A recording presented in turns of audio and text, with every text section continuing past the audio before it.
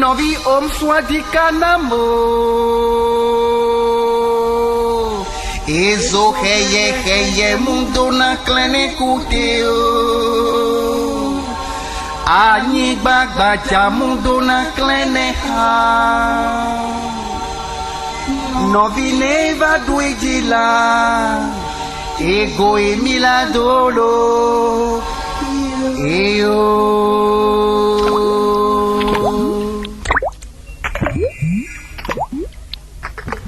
Novi apuatan kakamo swati kanamo Enuga godo de bana jojobi Neva sobe a mila pele zobe aji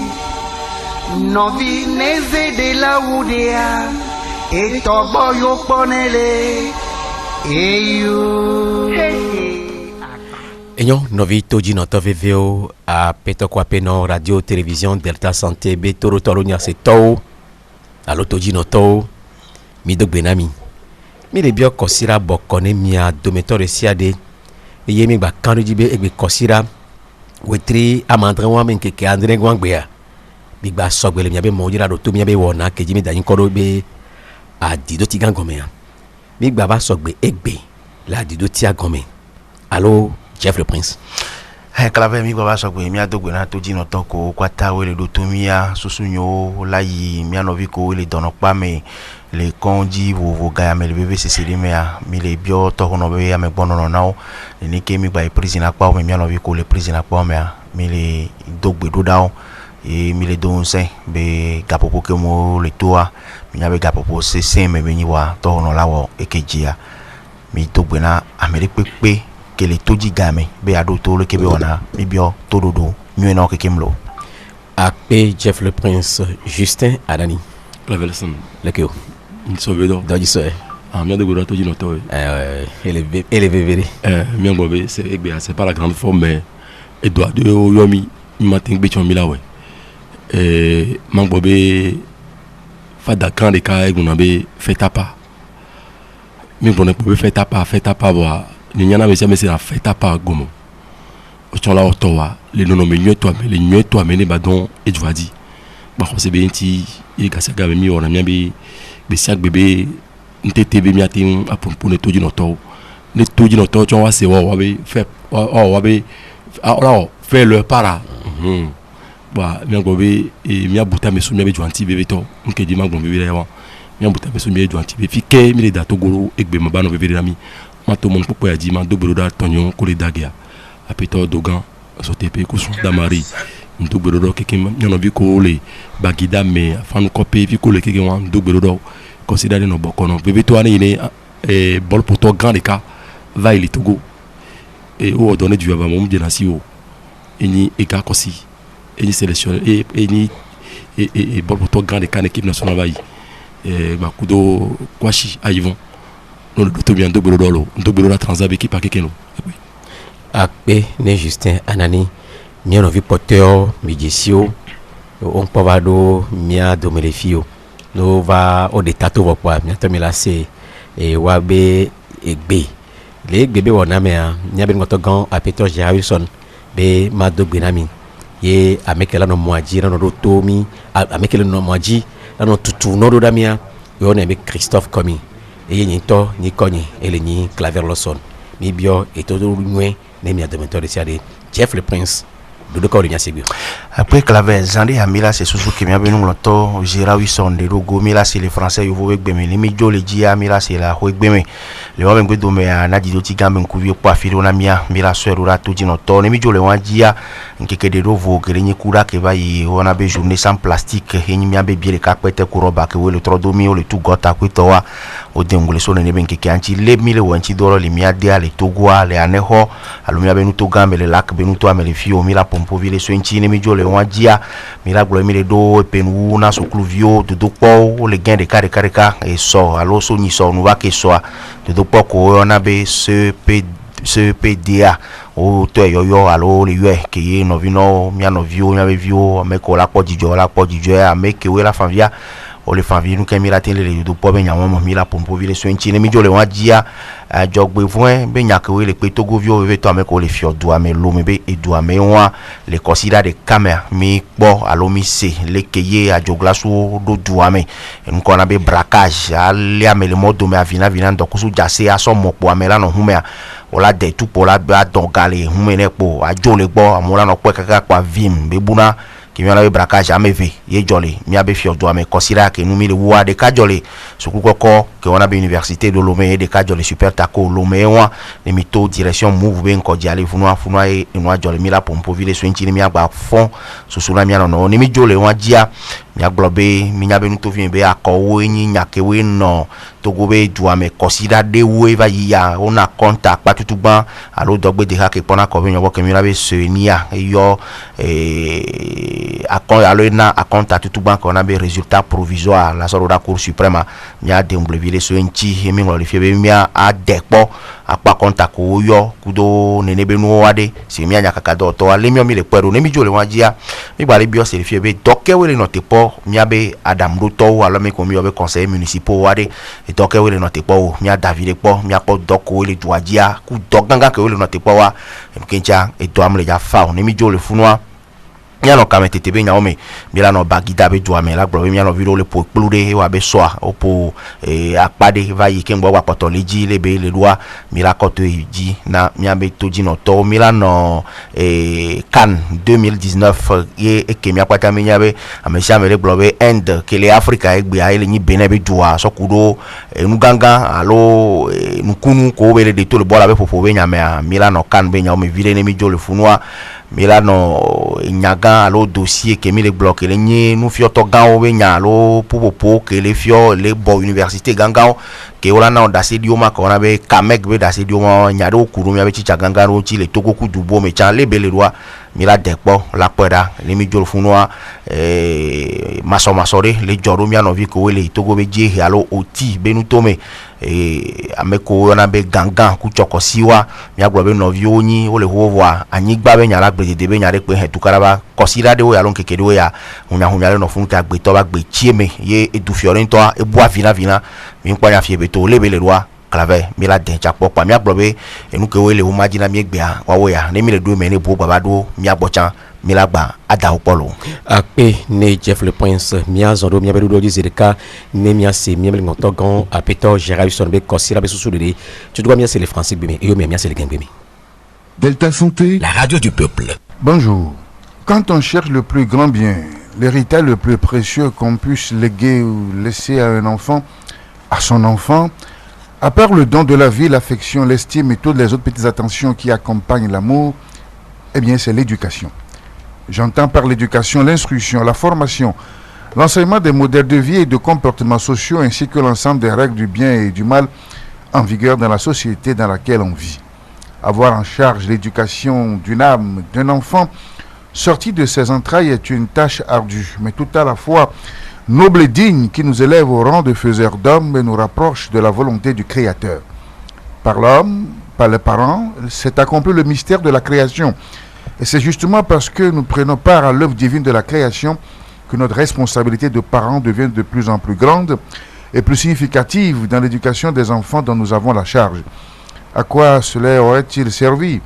d'avoir un enfant sans lui donner une éducation de base qui fera de lui un homme épanoui de demain capable de prendre la relève? Quelle peut la destinée d'un enfant dont on a raté l'éducation? À vrai dire, un enfant sans éducation est un enfant sans avenir, sans lendemain, un danger pour la société, et j'ajoute que c'est un enfant sans vie, sans âme. Tous les problèmes du monde actuel, toutes les menaces ainsi que tous les dangers qui planent sur l'humanité entière ont leur ressource dans le manque d'éducation. Attelons-nous donc à assurer aux âmes qui nous sont confiées un minimum d'éducation, à leur inculquer une culture de paix, de tolérance, une pédagogie des valeurs morales, devant sous-tendre leur conduite en cette existence. Nous aurons donc ainsi aidé l'humanité à faire un pas de plus, car la moisson de l'éducation est grande et immense et dépasse largement les limites de ce qu'on a semé. Quant à vous, enfants, qu'avez-vous à donner en retour à vos parents qui vous ont tant aimé par le don de la vie et qui sacrifient quotidiennement pour assurer votre éducation? Je vous enseigne en premier lieu de leur restituer cet amour dont ils vous couvrent en toutes circonstances. Je vous apprends qu'aucun parent ne peut jamais à dessein et volontairement détester son propre enfant. Il est tout à fait faux de s'imaginer qu'un parent ne puisse ne pas aimer ce qui est sorti de lui, le sang de son sang. Quand on aime son père et sa mère, on gagne en surabondance la grâce et la bénédiction du ciel. Enfin, ce que vous devez aussi donner en second lieu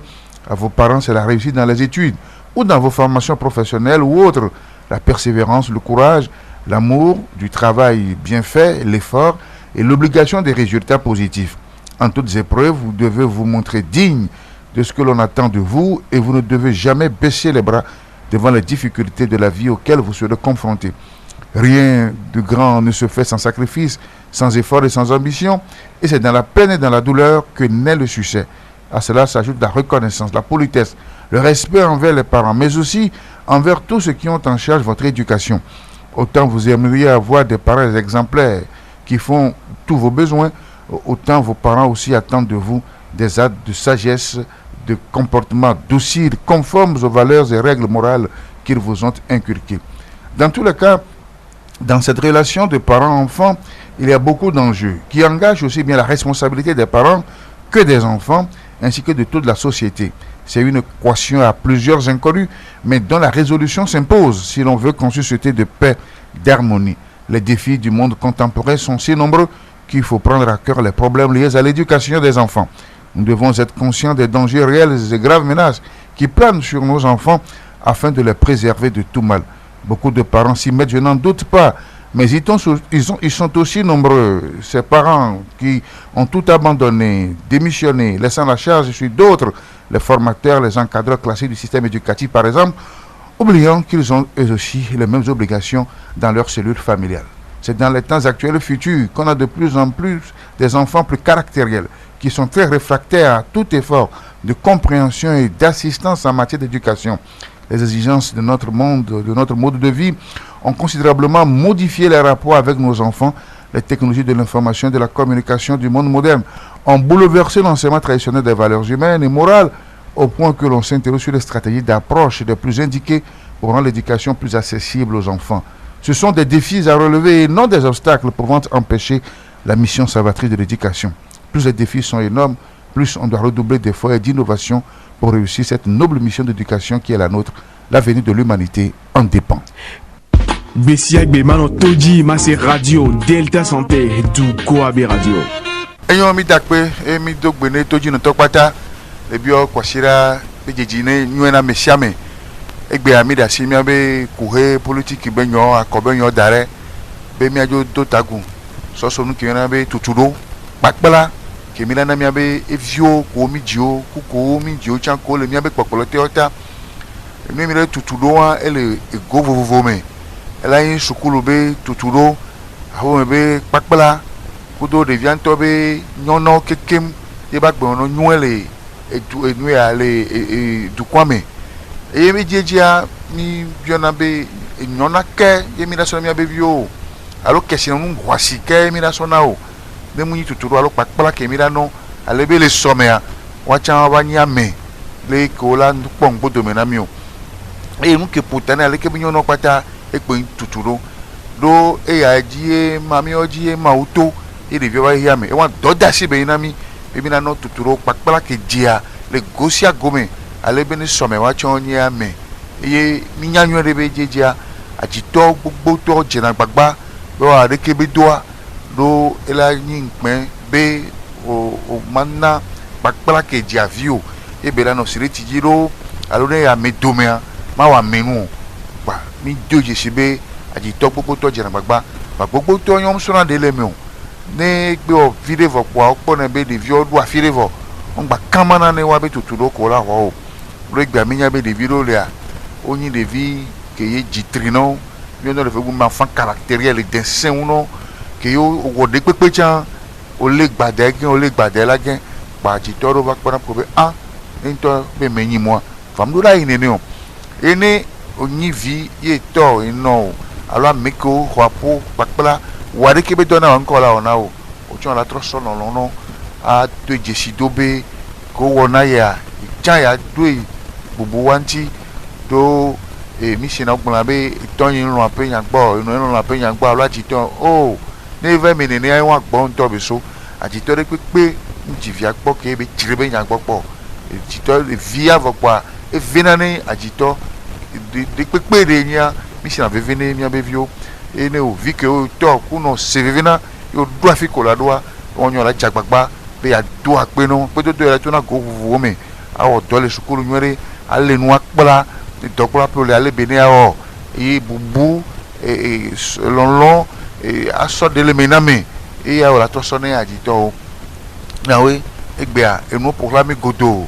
miabe mɔ alɔme mɔwo miabe radio nuwo le ene gbe be kpakpla ŋutɔ tsaka ewɔn egba yi dɔ dasi tɔxɛ ɖe mu yi be mi na nya be enua sẽŋ vɔ kpa mia de alɔ le me o mi fi ŋutɔ mi na dze agbagba be mia dzre ɖo tuturu be nyɔ kpakpla be nyɔ nu wɔasi ɖe nu ko kpata le dzɔ ɖe ya me gbe axɔa be nyɔ ega be nyɔ tukada ko mi le kpɔ polotiki ba kpa dzia fi ke yo nuwo kpata so kpakpla be nya gbɔ ye ni kpakpla dodo tuturu dodo na agbetɔ sia agbetɔ la ɖi nyi ye ya me la fo ne mia kpata mi la nɔ ɖo akpe. Radio Delta Santé à Houébé Radio. Donc ane ople hunto cha duani o wana wabe do ken bola be ho plaque nea o wabe do dasi première mission anyi be wanane gabado et duabe gadakame. Tout d'abord, moi, tout le monde va venir voir les cabines. Titan, les tofu, les tables beaucoup trop les va. Le bouton le sol lequel est. Au moins, on a libéré mon tétéré. À photo, la tendidi. Les nous fions mais on a des pédagogie par objectif. Et bien, et nous fions que au soldat l'on est tchobé l'école la de viol douani au lieu de approche par compétence. Approche par compétence ça est les diobérés. On l'a créé situation, on l'a son nommé d'adé. Devient babouta mais son ti. Fille Emile, et moi de cap pour le Togo, à mon fille milliard l'aviation, on te léo et mon ballon on soit avion, on sort mêléo. Nke njima bia do konye sia imeno we asan ke nke nyewe duko alo nyewe nuto le doare nke be hleva ne duanto et puis ma donc we ya Togo ke me mile do asi homa do me si be UNESCO si be duko popo we homo menenia Togo lon do nya do ji we gbe mi le do je si we politique les insougbol nya bazan me. On a des jurisprudence. Régime y a créé ça. Il y a donc comme nous Jésus Olympio be le même nom. Il y a Kodapea que y Gamesou en 2003. Il y a du plan qu'on changer constitution en 2002 a. Au voter serré les assemblées Gambia à l'époque parce que assemblée monocolore. Kakeme il y a des mentors le ça dit le mouvement molé d'apport au bol bali me koto il y a des marques là il y a Kodapea va changer ça. Autant le voter disposition les codes électoraux là mais ken bola il y a Kodapea. On a dû mais 6 mois. 6 mois Jésus Olympio nous remplir conditions. Et il a donc les 2003 présidentiel ko 2003. Amegan Bobakitani feu Bobakitani à son âme. Eye doli ameka Jésus Olympio ya kodape wa. Novito di no toveveo mi babado adido tiga gome. Ameyi no na menti ya meyi na meyi. Agbeto e no na agbeto ti ya agbeto yi na agbeto e. Nene ake ameyi no na medume ni dume ye duni na due. Ameno na menti ya amenyina me ameno na dume ye edunina du et Jeff le Prince les considère mi atoji wa defika ye adido ti gamen kulipo Akpe clave mpo no subo wa ma glo de ka vere ke mi subo le ha me gbo wa me atin blove fa dan le chuse cha wa blove a mi aglo na me pote onu tutu kwa ke ma glo a yeli nyibe mpo no me de so ka ka de me mi pomposo hajito ben keke de dovo 21 juin vai mi kwebe mi anovi ko we so hajiji be monua o le subole mi abe fli amele la ke benu tome e ko do asan wani so a o do asan ku do zizi e o gba donku ne ben kekeji le du ganga o me ane ne be asan o dun le modome le carrefour gan le do me a eye o nana police o tunamo e na mesia me vale alo kunwa nto la tin note la po hajito nyina muniki ko pona po da mo hona fe on hona gala mere pesia mesia me la tin po kenyo ben keke de dovoir ba nke mdoji se mbe miano vi ko le lac bakpajia Revolac wabe association ko le doa o les anzonli azonli gangangao ke we le bon ne be hajito do du o ko be ne gbe agbe le du avo po enu anyona po mjila don se le ne be azonli me donc le wo no le dune ne ya quand fla la te wo concert fifi a la bogan la be o ja se wa pe ro amerinchi le konji o la te bogan la ja so pe ro prisonnier o unchi le no apa no le du la te on ne bi no avo ne egbe mu le du na o wa o ma te wo pa le yi o to ji lo ku don sen ke mi la te ndo wa e le nyibe wa poto wa yeji no vi nyon ko on podo ne be association des artistes que le lac benuto me alors revo lac togo on podo me wa mi a don sen be wa ja wa do me ne gbe ba te no du no le bio partenaire wa lo si be keke bona fifia wate en concert gari kala ne hobe a ane hoba artiste wa lo lac préfecture de lac baptiste wa we le on pa mi le don sen le akpa wanji ne mjo le haji to akpa ji a mava mokeke ke me mi le donu ya e le nyibe eji ne mi ya do mokeke be gamele kia kan flami kpona mi ano vi ke we le o to college ji so lycée o le campus o ke amenoviam na nyi wa bona be wa ho fofo de be mo yo tobe mo a jabo mo keke me atin so ple o mo darena rentrer ko to wa wan ko na be notion du code de la route aucune notion o monde et mon zonzon be sere pedio et mon la vaison e humbe tepe ano mo be dodo mo la no ku pencha wala wala no be e mo ga ya on pa fi ko la toma wa no tracer mo are e mo kuto ku keke kuto nya be alori ji ozona veveto no ba double mo anto cha mo yi ku gbogbo nto cha re no le mo ja lo kekeji a o la mi oro dusi oji po lazo o no be ave zon mi oji a e hun ko le pudu to 90 km/h wa we to na funu pa mo tojo po na mo be mo keke bo afi ke juro wa yo to na ana ku pe no cha o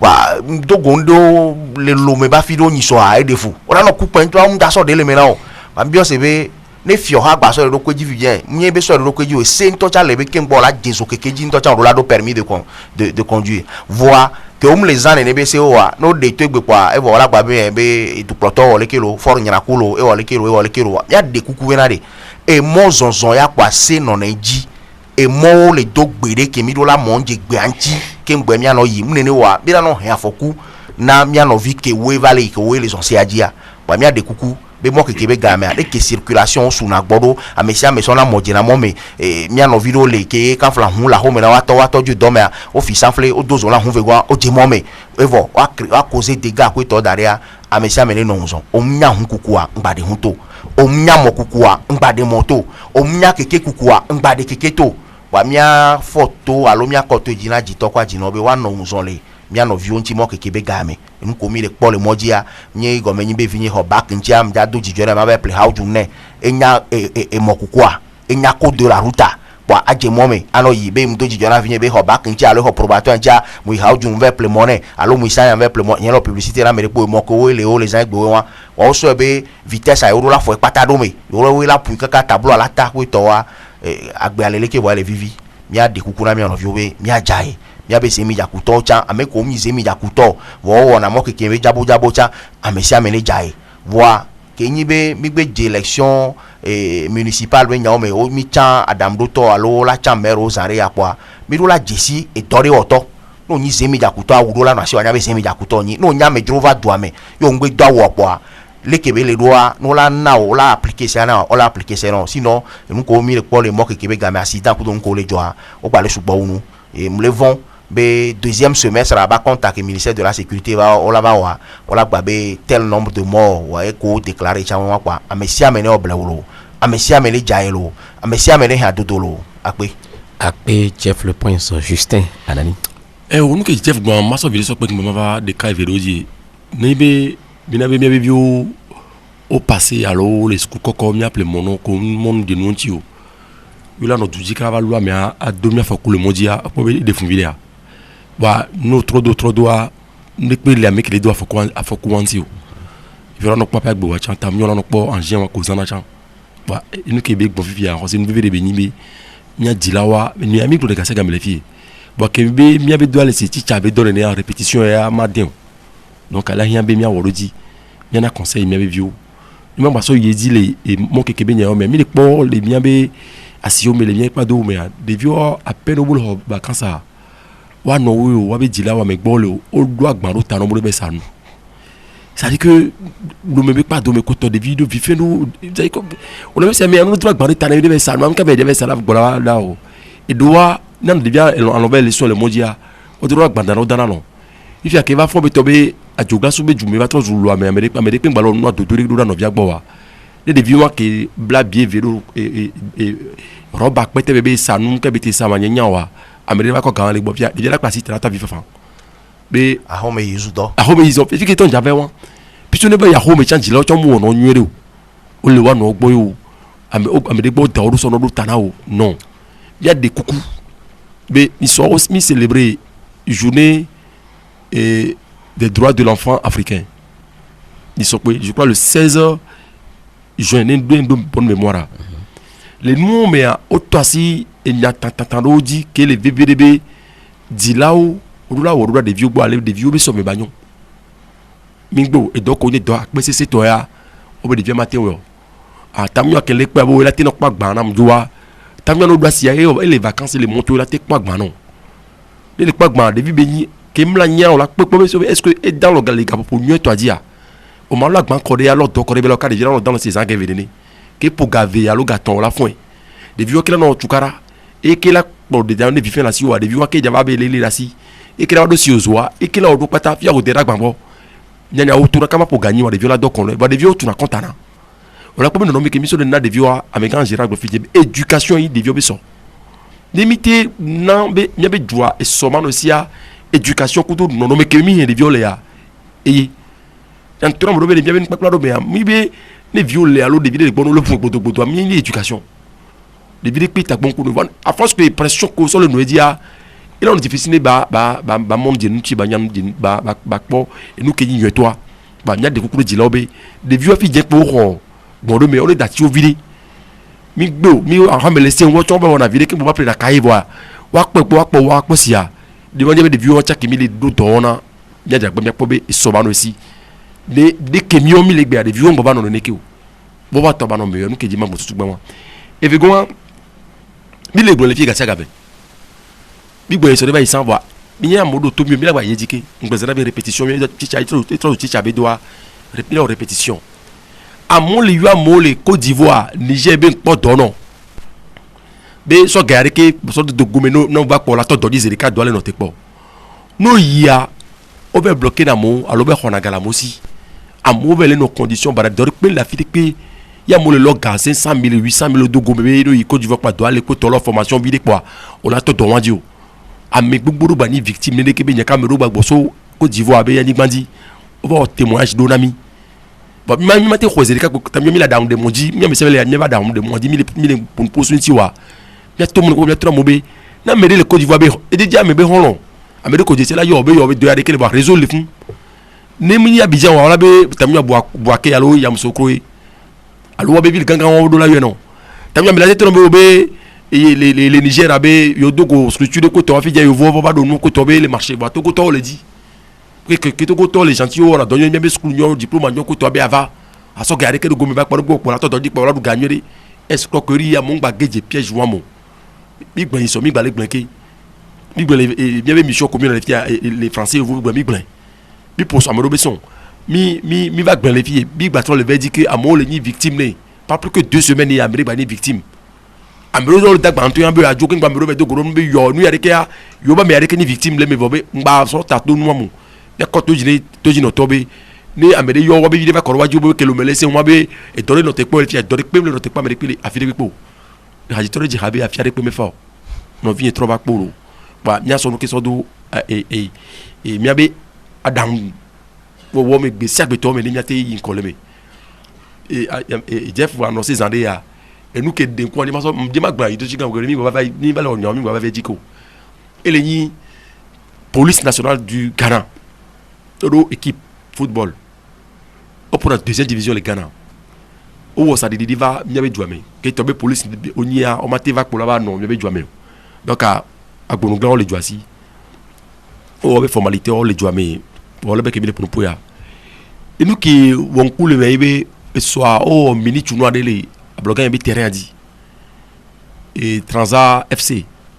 football club Québec Nkoya Megan et Kwashi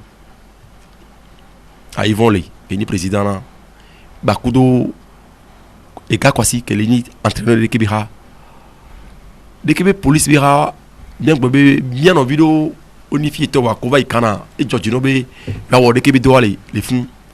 o yo wo mon popo won so wo de ke ba son les soins ba kudo avec pour subir bol pour haré et nous que les vont couler nous amener globe l'équipe en qui on que nous quoi que quoi police oni ba no po on va les police nous fait différence que les non mais bon wa ben konota police kana be police bin konoto gan que o yo nambe boama aka et ton non l'équipe délégation ba kudo ben team o kekim et nous que les non leur surprise les noms mais qui na mo ko va pour que tu no va pas kudo réception nous ko va na yebe on va sentir si bien que amérique la nya me gan wa tamio o je to fi tamio ale ka droit mais c'est que mi pone le mia gbon non ça dit olé et non mais les tikpo je de bio c'est que gbegbele bende be ni e nya popoto que mi le popo dit que antu on gbale pour match amical kudo natigal be ba football pour que les bagida les BC au terrain dida les bagida cité de bagida be non mais la plata donc a pop be de que be non mia partager kudo mia tobe on la tenya me kan quelque soit nous connaissons pendant que balé bien c'est pour bien pour me dire que mi va dormir la jomila coup ce que je dis de bien ou titre d'arrêt mi nyame gan milano a momé c'est vrai que mi peso et on coup ça dit que le dit wa be gan on be ko to wa ami que ni police all gan que kimbe police be konoto ko be ti me o que ami que le gomene ko to on no de que délégation mi ko do ami ko le connaître ça c'est ami ko mi ozane ko to que ko qui ba que wa no pour le pour asipe le wo be nu ko to wa enya papo ya tout le monde pour bien plan be no be ne mi gbaja me ganchan e va dona garo me ya nya de mi be titre d'arrêt nya wa no sibi ame viu ne de mi son de mi ko di juelo et nous que dit me partager kudo to di no tole bol ka do be bol won we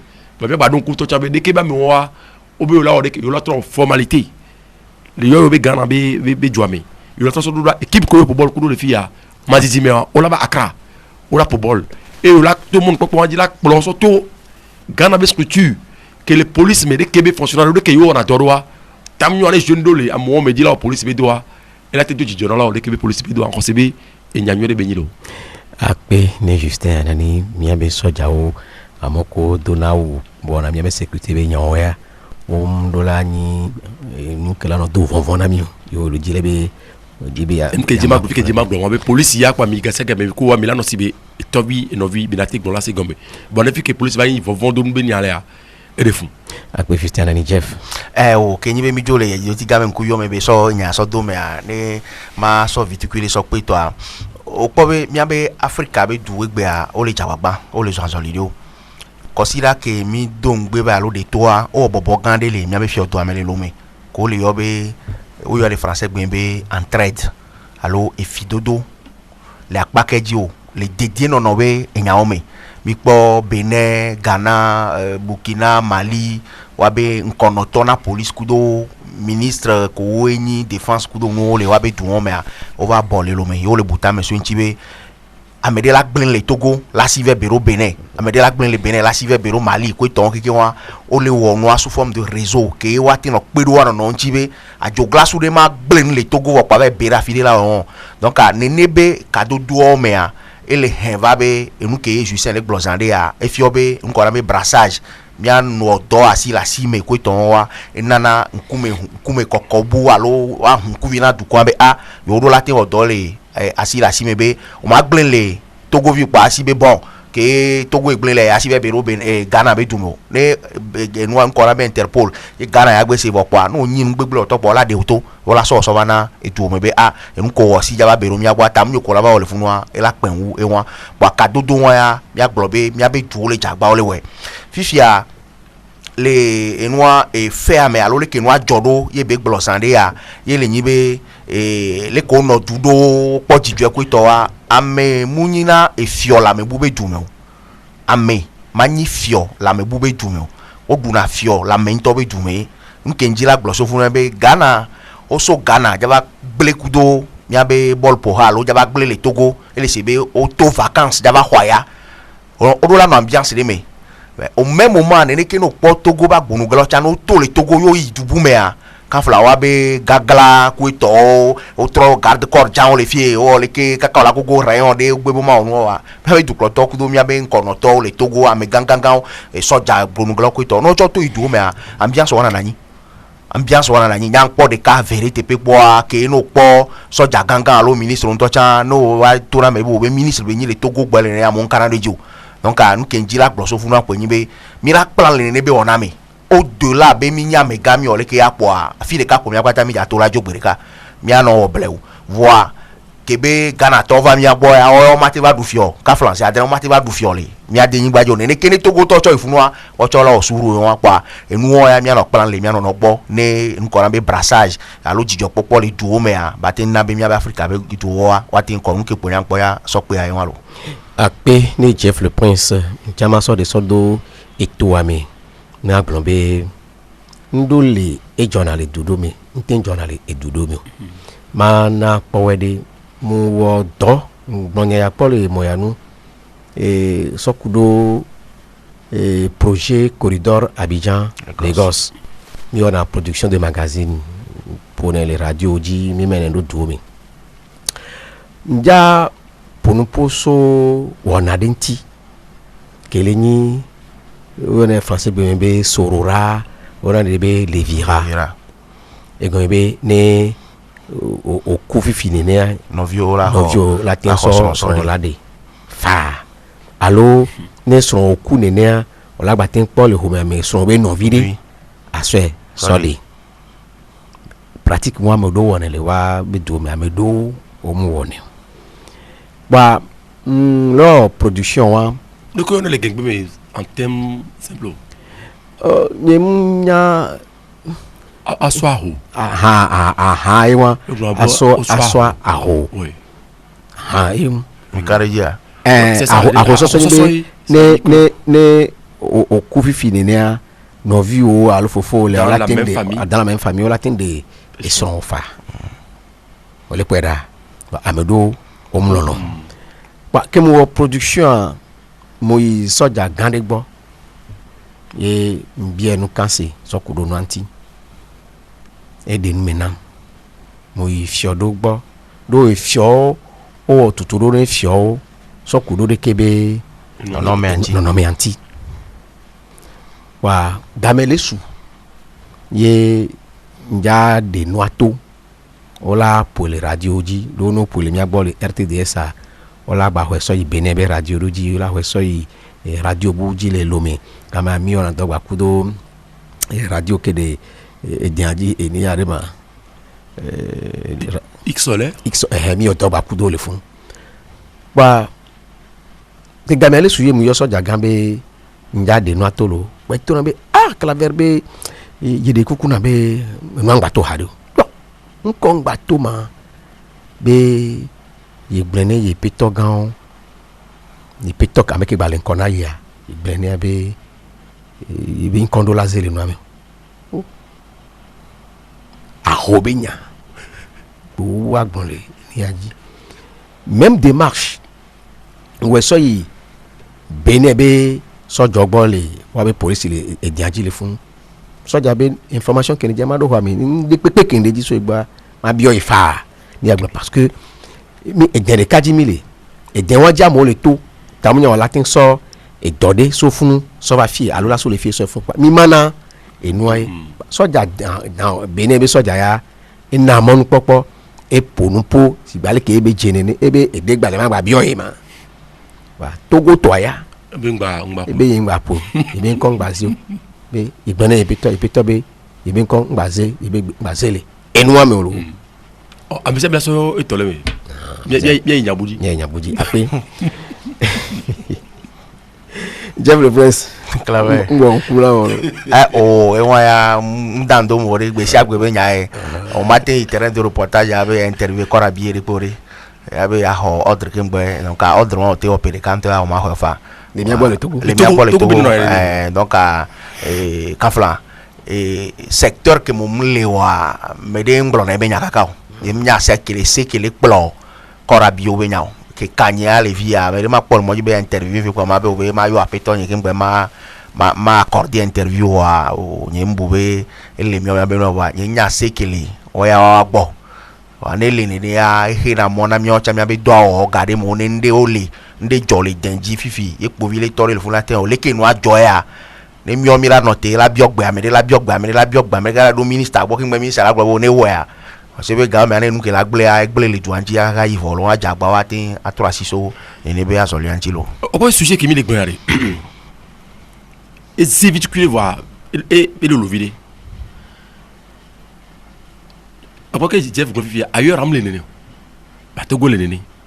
je me rappelle c'est Jeff m'était et do gros noir et au reportage tout le monde a c'est les radios que y bâtiment l'engé la siga mais sur quoi mi pour te va fou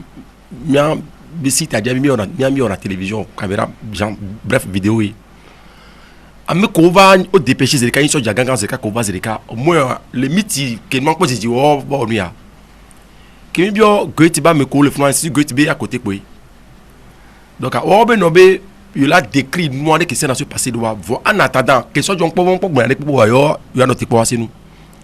que soit donc on va au gogo contacter mon ko do information puis ya soit je la termine avec que yo va de quelque moi les ya on bien noté que mi noté quand mi va jo mi amede pour nous c'est que et on a be il est difficile ne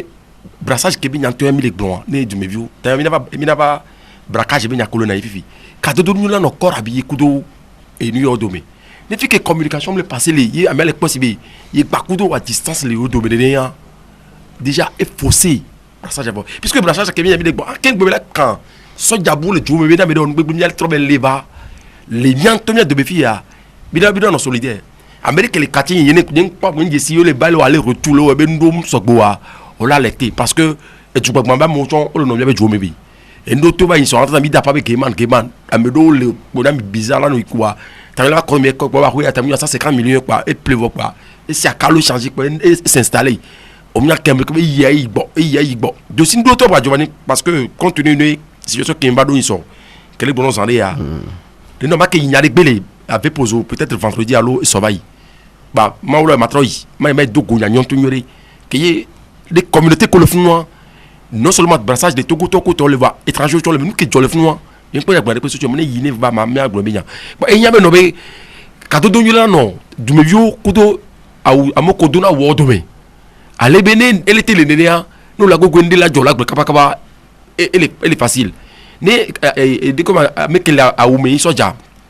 on be de gboyade ke la te coûter be dona yo il a été le couteau il be volate gboyade ke la don doit et la sans problème bon est tombé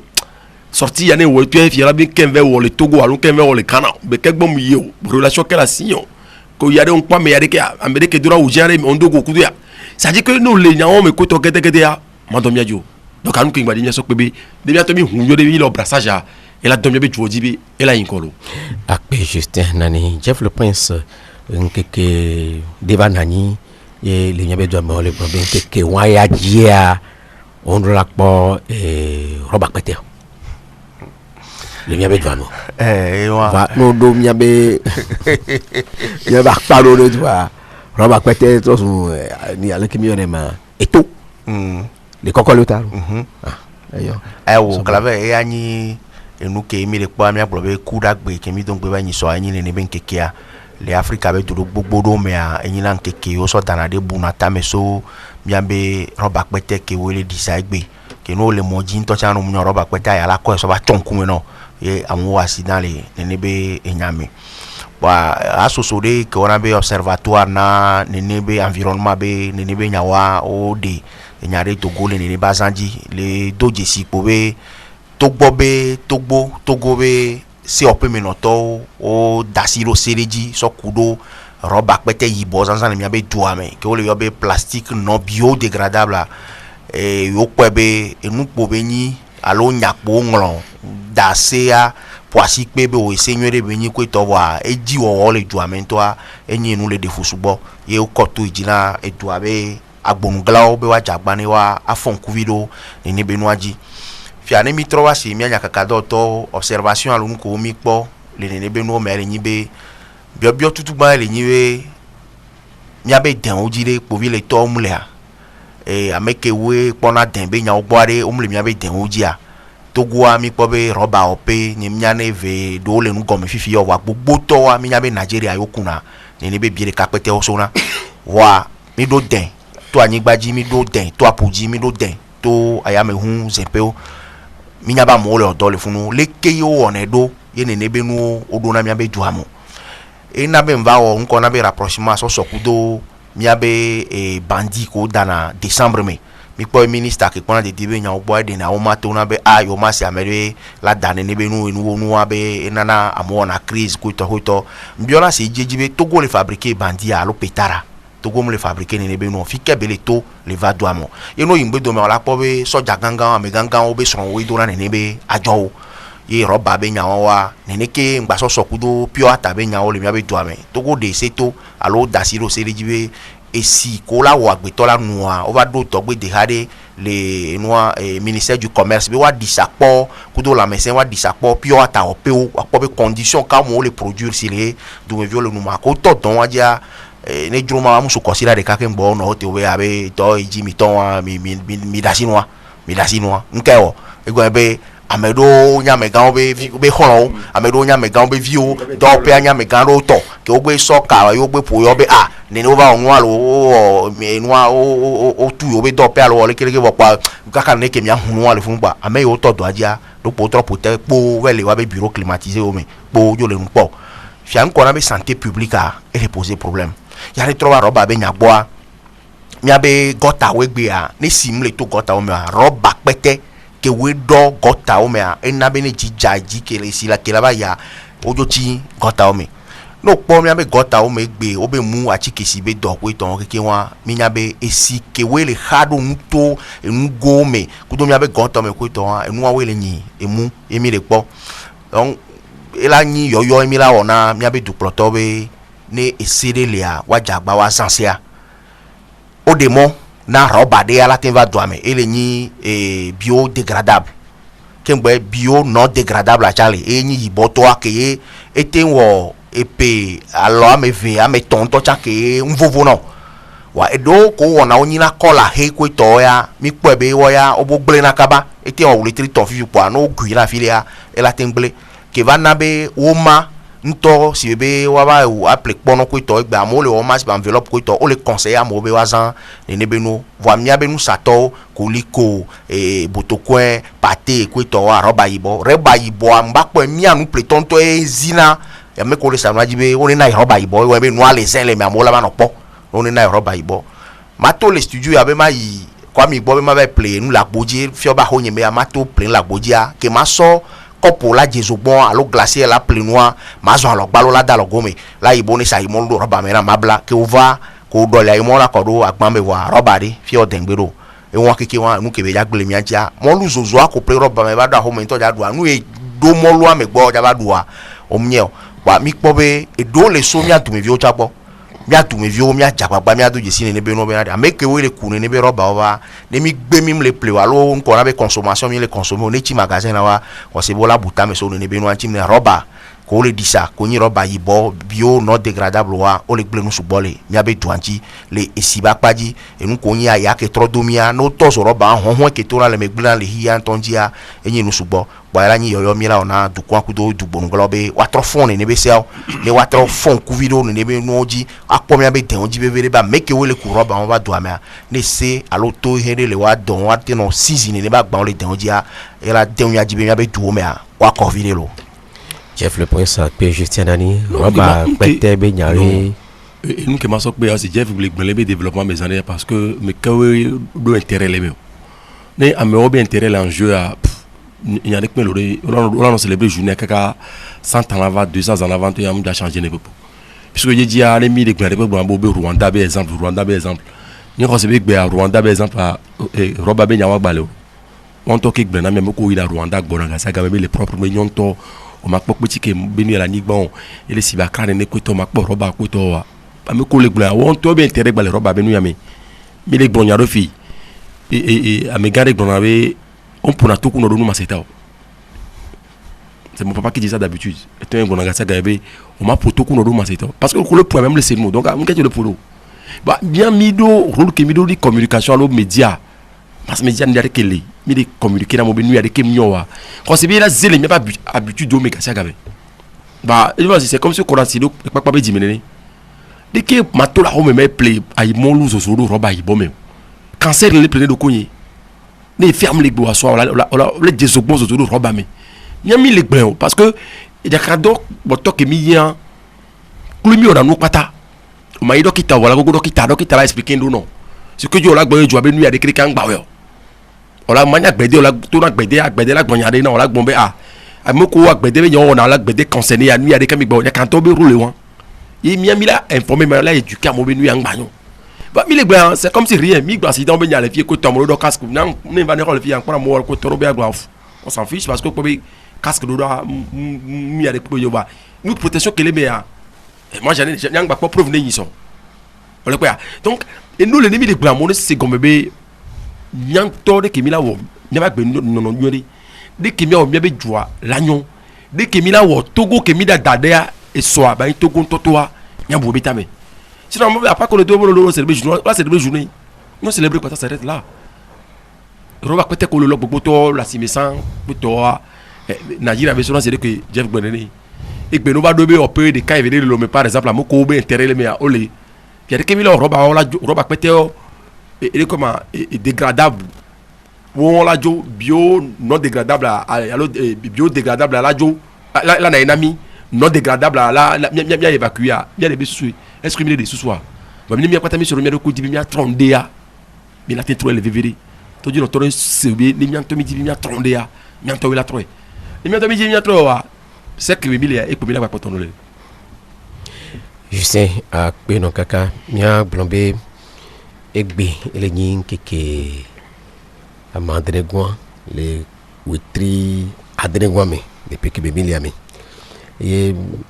witri aben keke amatongwa gbe ya fida gbe wan e sukulu vio odo e mo keke me ye kengbo la ye mo keke a o ona dodopo e benebe examen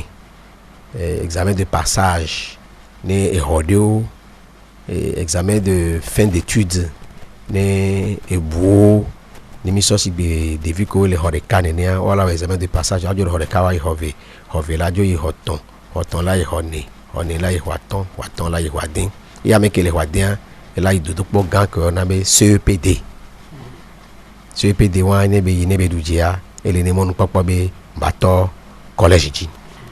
ne nia ke be le ne ameke le classe de 6e ne dujia la yi 5e ameke le 5e la yi 4e toi la yi 3e toi la yi dodo po ke ona be BPC ne dujia e la gba yin ko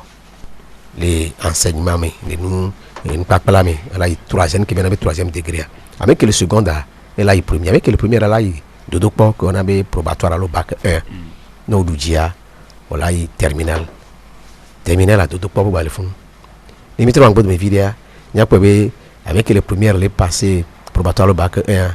de tout point de vue le CB ça sera donné et la bédjaji enfui non tin ya yo no mu yo akwa no hwami kakane game ke o tin dujia ay terminal avec le terminal là passé bac 2 no yi no tin dujia akpohun no wa school kokogan qui vient be les grandes écoles, qui viennent à facultés, autrement dit, on a université. Et on. Fifia, ne me trouve un go de viticule de la mienne, de dopo, ne à moko le 3e, moko i BPC à oyo de dopo non, à moko i bac 1, tiens oyo de dopo non, des viticule ko le goméon, kola e hobu meon, oyo a contact non. Et ce qui va y a ne mi va miabe lac be flamelfia amoko no wadin o CEPDA o do a conta va mi nyame le lome va ya fiodwa me e fidagbea o yore ke be no le lome e mi amia gbola ne hole fia e so me meda ke va ya yoywe nu emi do jesia ni be de vio o jagbagba amoko la odo amoko e doamten zonoa omse wabenko amoko dujia nyon jo odo su odo ntolemi odo jesi nyon jo le nyaba kpaji won lo e lac west be nyale blo odo jesi nyon lac west be nyale blo odo jesi nyon vio o jagbagba donc no magbe de nyɔnuvi ɖe akpa be nyɔnuvi ko dɔ nyuie ɖe wawe yɔ nusuvi ko dɔ nyuie ɖe wawe yɔ nusuvi ko nyɔnuvi ko dɔ nyuie ɖe wawe yɔ ne ɖeviwo wo le kpɔ nuke mia na be point ŋutɔ keke no la kpɔe keke wo dɔ kpata keke wa enyi 140 ma ne ɖevi te le kpɔ 130 ele kpɔ 135 a anyame ɖevia ewɔ ŋutɔ ne ɖevi te le kpɔ 139 ele kpɔtɔ point de kane ba nyi 140 a anyabe ɖevia amlemavie do ɖevi ɖo ɖo no kpɔ no wɔdɔa ɖevia étude de test a ele xɔ 20 étude de test ɖevia le xɔ 20 dictée question ɖevia le xɔ 20 alo 19 problème ɖevia le xɔ 10 calcul de clair ɖevia le xɔ 20 histoire et géographie 10 éduc civique ɖevia xɔ 10 eno keke wa dzɔ ne mana le no le si apipi ne ni eno ke gbaŋlɔ tsã no kpɔ be écriture a nya be ɖevi ya gbana ɖe wɔgbe sɔ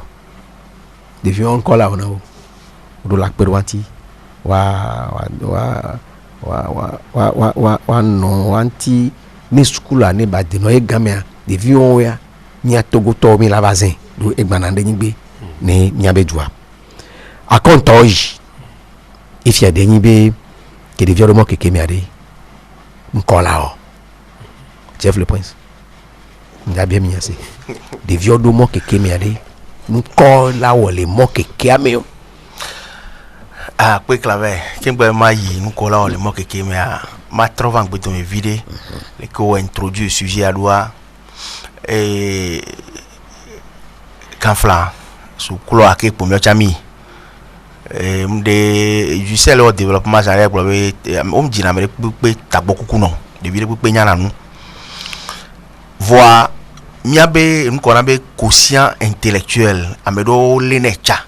ame ɖewo la xlẽ didi ɖe ame ɖe la trɔ va to eme ame ɖe ya ko le fie zozo zi ɖeka ebe mawu ɖo mi vovovovo wa nana ke wo tɔ honɔ na mi le nu ya ba kpadzi amu ɖeka be nyina mia kpata o me sia me ko etɔ bezana o la kpɔ be le yovo de alo du yi ŋkɔ ɖo mea titsawo dzena gbagba na ɖevi ke woe woatɔ amu sɔnɔ wɔ no wɔ évaluation a ne ame woe le xɔ me so 5e kaka va 10e wa titsawo zana wa be ŋsẽ alo énergie ɖo ame ko le so 5e va 10e wo dzi sugbɔsɔwo so wokpɔe be ame ko le ŋkɔa wa be susu lena nu zi ɖeka fia le kemi la trɔ wɔ kaka la kɔ ame yawo tsã va dzi wa sɔ ku da me wɔn le miabe Afrika alo le Togo gare me wa ne wo nyi titsa o de nu ame na ɖevia ɖeka ve wo kaka kpɔ gbɔ o ɖevia ŋutɔ ta gbɔ ku nu anyi dzaku game ɖo ŋuti o enu ke ye mia be titsa alo mia titsa wo gare mo mi wɔna ye wa nye le gbɔ be mi le wɔ dɔ bara lo o ke tam nyoa ele kpɔe be o enu ya mia tɔ le se gɔm nke wɔwɔ le se gɔm o wɔ de ve tɔ kpa be kpɔ na anɔ funu alo nye ma haro atɔ ŋuti ma programme nye ŋgba va fɔ na mo va le du yi ŋkɔ mea eŋuantɔ nyina dɔ yo la do xɔ ɖo me ke ɖeviwo nana nyi ne sugbɔ glo nyi 25 effectif le xɔ me wa voa ne musɔ si be Suède be dua titsa me ve yɔrɔ na xɔ me catégorie ke mi le gblɔ be wɔya no le wɔ explication capter na nua zi ɖeka titsa bo ekpɔnɔ gbɔ fia catégorie ke wo ŋute capter na nua zi ɖeka wa o sɔna titsa bo ke o guna game ɖo wɔn ŋuti kakaka o relever na wa tsa be niveau no va wɔ dodo kpɔa o la kpɔ be enu kɔna be premier seko akpɔna be ɖeviwo kpata ɖo la do enunyanya sɔsɔ mi la sɔ titsa ne ba te. Mia nufiatɔ be nuƒoƒoƒo mia be jargon me mi yɔnɛ be soutien approfondissement. Akpe edzɔ dzina be mi do jargon. Sɔjɔ tsɔ do abe jargon journaliste tsɔ do abe jargon communiqué final. No do campus ami mo la le Z o glo Z ça pour on la seconde donc ɔkɔ be enu ko gbagblɔ fifia egba le tegbero nu ke le gbladzi nene be lele edu yi ŋkɔ me ma yi ŋkɔ me fifia ne mi gbɔ mia gbɔ le Togoa nye nusu agɔ de kpe na titsa o ne mia be dua la nyo sɔ ame nyanu ko la tudu sɔ na mia eso mia be viwo ko le sukulu egbe gbɔa condition ke mo le kpla nu le o condition ke mo le fiɔ nu le o ne o yi salle de classe sukuluviwo le 120 titsa ɖeka le titsa la o do le ke titsa la te wɔ interrogation alo contrôle de connaissance la te corriger la kpɔ be ɖevia o ebe niveau amnyo le ke la kpe ɖe ŋuti do la wɔ o do salle ɖeka 120 o va do salle amatɔn o ŋutɔ abu nom de feu akpɔ e wɔn devoir kpɔ la nɔ te kpɔ devoir anto ya ne chicha o hwele ke fe o suna gbodwa no ja ba programmer devoir bo ayo puna du corriger na kaka ne wa te livrer ken boy ne wa balo fe bo so ba home. Donc problème de cadre d'éducation toi eni etagban ken boy chicha e le jagba le we to ke ro voir ke ni be America veton dilado pipa me kaba wa be o ne la haram me viwanti wa me san yo le ke ya yo da se o po ne ya yo le bena san ipo la po be de viro le a wa be moyen na flotter na le ke wa no ba de viwan jo le suku pa me so ya fi bouquet effectif à les 30 35 ans de viwan la o doko la be o le kanu tena de viwan wa no le de viwan la po be fifi no amere ko e fi o be chicha le s'intéresser ne allo e le po be ndom sogbo donc e le ne de ka tro jone do e mo aji ne ba tin se no go me apa won e mayo miabe du protobe e to gande le ola o e to gan ke le ola wo yin be wa to sukulu adodo me toro miabe sukulu vi ogbo ne chicha o wa te o wa be do mnene wa e la o se mi le duwe le klobe gome alo klo le duwe o ma po we ke mi le dugbere o donc a mi la wa gbo na mi po be de ville po 139 sur 840 rédaction avec mi corriger o dicter question avec accent circonflexe ou accent grave o do ke wa yo ce PD mi le jowa ya o 69 3 quarts et mi bola gamme o wa me again gbo wa avec un cas kwito egbe bopo la be de ville po 139 sur 140 le CPD kwito bon c'est vrai il y a les encore les mille d'autres cha de egbe kwito rédaction que devient ngolo kaka écriture atenyo de kwekwe mi na 10 sur 10 ya contenu yare alors originalité kwito mi ngba corriger na no ya donc na me avec les po 139 sur 140 pour moi ça pose des problèmes on est devia la we kaka so nene ya mi la po asipe bravo donc a mi o cha mi ajagba chicha o cha wa jagba po ebe les corrections les rôles que on le poser sujet oruna mi abe vio mi a mi do jisibe de vio a nene po no na zo bio kaka no wa do afi ola do po so achina nke gbo be le so mi ro la o nko na be diagnostic la po be nu fe fiare le ola wedo afi ke ye dogan ke le no te po nu to me proto ko le chan conseil municipal ku maire ko ya va parce que sukulu be nya o ja pon ku me no e mo be nya o ja pon ku me no e si adodo nu be nya o ja pon ku me no e zo be nya o ja pon ku me no ne mi so mi abe la ke be nu to me le via kan fera mi la va election be nya o ji zaria mbe ba o campagne azo me ba me re ho garafide o le ke nya o la o diagnostic projet de société ko ya ba sana du quoi chichare ne manquer de commune wa no sukulu hore ne manquer de commune wa no yi sukulu ya me are sukulu vi ne no na home o l'école a remédié nero et wo candidat o la maîtriser nuo e nuo o la le e ye no va homeria alo o ni conseil municipal ya to dojia afi o la to doji le amola nya be ame anyi nde oto mbe mira va election me nyome e anyi parenthèse me parce que fi o ha matin we patao po mi anya be doganga ko le no te po mi ne mi abe nu to me wa inko a ne mi so fondation na ne be prix ko be nana